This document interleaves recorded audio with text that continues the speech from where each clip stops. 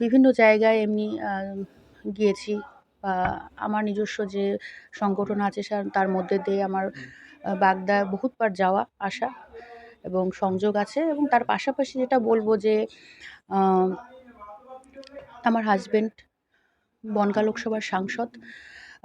তার পাশে থেকে 2019 সালে যেভাবে ভোটের সময় আমি অনেক প্রচারে ছিলাম, এবং 2024 সালে, সুতরাং আমি পিছন থেকে ছিলাম। এখন আমাকে ভারতীয় জনতা পার্টি মনে করেছে যে নির্বাচনে দাঁড়াবার জন্য, লড়বার জন্য। সুতরাং এটা আমার কাছে স্বাভাবিক যে লড়াইটা আমি করতে পারবো। ননদ বৌদির লড়াই একই বাড়ি থেকে, কি বলবেন এটা? দেখুন, লড়াইয়ের ময়দানে যে যার জায়গা থেকে সে লড়বে।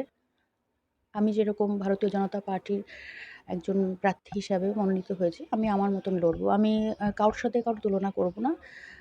আমি আমারটাকে নিয়ে ভাববো, কেননা আমার এখন যেহেতু আজকেই ডিক্লেয়ার হয়েছে, তো আমাকে ময়দানে নামতে হবে। আমি আমার মতন। পুনরুদ্ধার করতে পারবেন বাগদা? বাগদা তো অবশ্যই আপনারা সকলে জানেন যে 2021 সালে ভারতীয় জনতা পার্টিকে বাগদার মাটি তথা বনগাঁ লোকসভায় বিপুল ভোটে জয়যুক্ত করেছিল।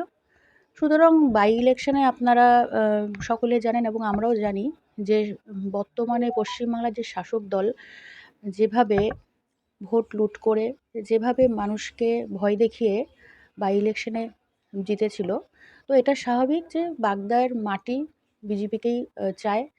তা এটা কোনো অস্বাভাবিক নয় যে এটা কোনো পুনরুদ্ধারের কোনো বিষয় নয়। বাগদায় আবার